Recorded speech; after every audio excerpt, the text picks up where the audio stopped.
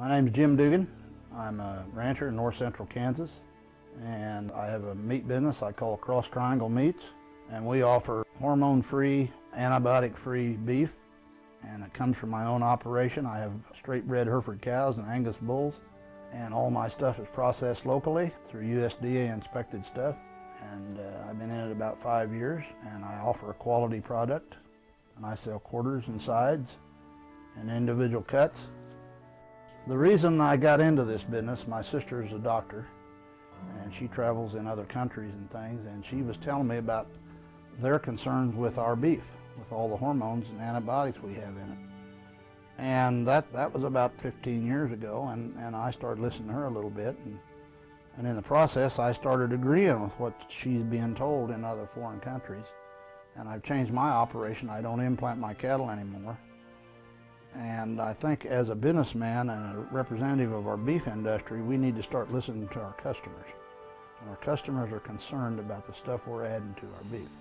That'd be hormones and antibiotics. And I think we need to be more concerned about that as businessmen, strictly from the standpoint of providing the customer what they want.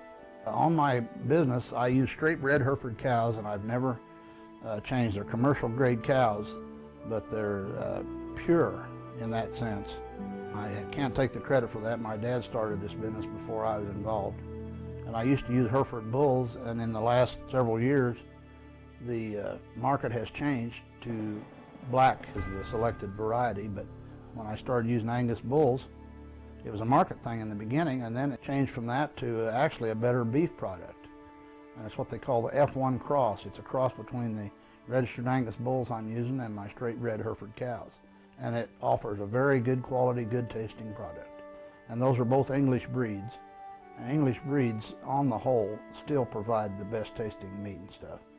There are some other breeds that argue with that, but I'm using an old established breed that's been in place for hundreds of years, and I'm doing it out here on the plains in Kansas. And it provides a very good product that tastes good and still dresses pretty good. And I am concerned about conformation and those things, and I will change my cattle herd and my bulls to match what I'm selling for meat.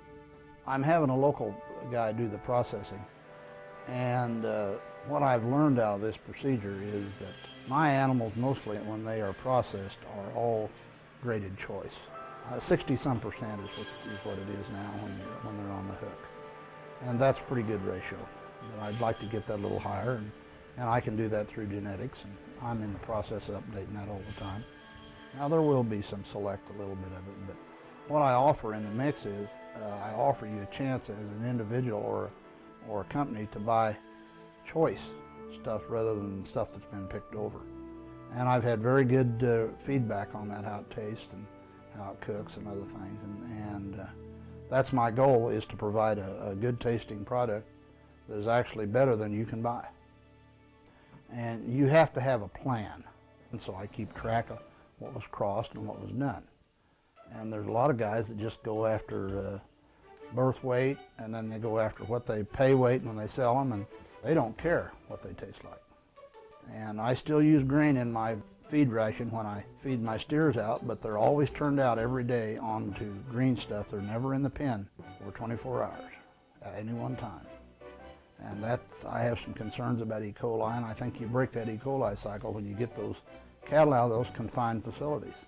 And I'm using that in a cell grazing project on my ranch to where my fat steers are out every day on green stuff.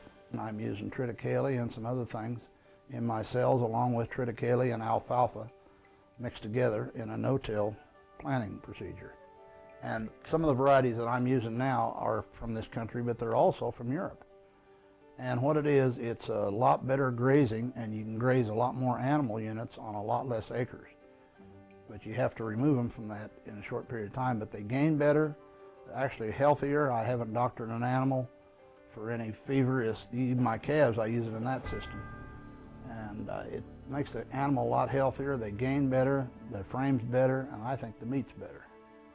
It's a selection of, I use prairie hay from my hay meadows that have never been plowed or sprayed or anything. That's where my hay mixture comes from in my cattle eat every day, along with ground corn. One of the places where I get my prairie hay for my fat cattle's a hay meadow that my granddad had here, and it has never seen a plow in it.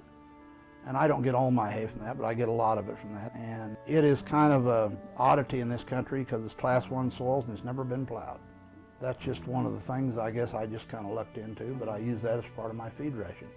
And I use quite a bit more prairie hay. I use some alfalfa, but I use a cross between triticale and alfalfa in my cells, but I also use quite a bit of prairie hay. And that comes from my own hay meadows. And I use some soybeans in that and some other things for protein. But no antibiotics. If one of my steers gets sick, I pull him out. My goals are I'd like to provide a healthy, good tasting product that everybody will enjoy. And I think through a small market penetration in the beginning, but I hope it'll get bigger. And I can expand my operation to match the people that are interested in it. But I'm going to do it at a small pace so I supply everybody. But I have the facilities in order to expand my operation if need be. I sell to some co-ops and some private individuals. But right now I'm running between 10 and 20 head that are on full feed year-round. And I can expand that. But in order to make this business really go, I have to have some bigger clients. But I'm going to go into this gradually so I can supply them. But I can expand my operation. In fact, I've even contacted some of my rancher friends who are selling their calves now that aren't implanted and don't have antibiotics in them. So if need be, I can get animals from them to put in through my system. If I'm going to offer something to somebody, I'm going to have to provide it. I have noticed in my meat business that the consumers are getting a lot more demanding on the product that they want. In other words, what they eat. And we should be listening to them. And if they want something, we should be trying to provide it.